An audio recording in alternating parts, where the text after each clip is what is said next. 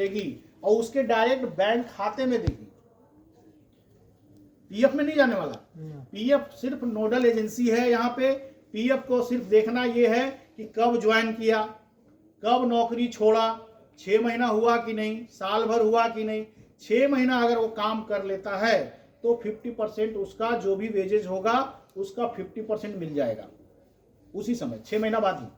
और अगर फिर 6 महीना काम करता है तो फिर 50% मिल जाएगा, अप टू 15,000।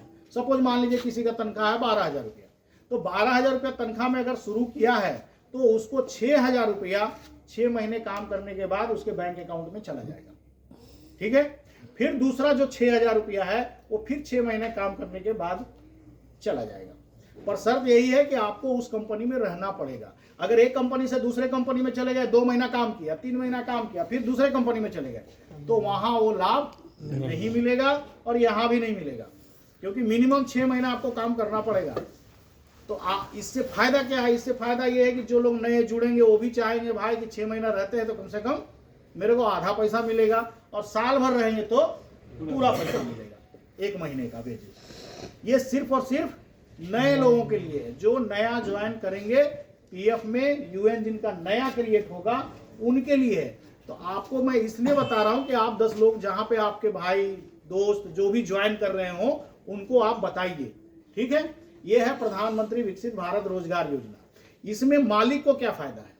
मालिक जो ज्वाइन करवाएंगे, चाहे उसका नया मेंबर हो चाहे पुराना मेंबर भी कहीं से पीएफ का मेंबर था आपके यहाँ आकर के ज्वाइन करता है, तो उसको भी लाभ मिले, उसके लिए भी इंसेंटिव मिलने वाला है।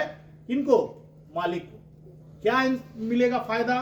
फायदा ये है कि अगर उसकी तनख्वाह 10,000 पे ज्वाइन कराते हैं, और पर शर्त एक ये है, कंडीशन ये है कि जो उनका स्ट्रेंथ है वो बढ़ना चाहिए।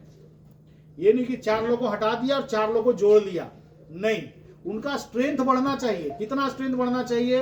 अगर 50 से कम लोग उसके यहाँ काम कर रहे हैं यूएन में हैं, मतलब रजिस्ट्रेशन है हमारे यहाँ पीएफ में, तो कम से कम 2 लोगों को बढ़ाना होगा स्ट्रेंथ। ठीक है, अगर 50 से ज्यादा लोग काम कर रहे हैं तो मिनिमम 5 लोग को बढ़ाना होगा, तब ये बेनिफिट उनको मिलेगा। उनके लिए कोई नया पुराना नहीं है, उनके लिए जो आएंगे नए या पुराने सबको जोड़ सकते हैं। क्या फायदा है फिर? उनको क्या फायदा है? उनको फायदा ये है कि अगर वो 10,000 और 10,000 से नीचे वालों को जोड़ेंगे तो 10% का अमाउंट उनके अकाउंट में जाएगा 6 मंथ के बाद, पर मंथ पर मेंबर, 1,000 तक है तो 10,000 तक है तो 1,000 रुपया।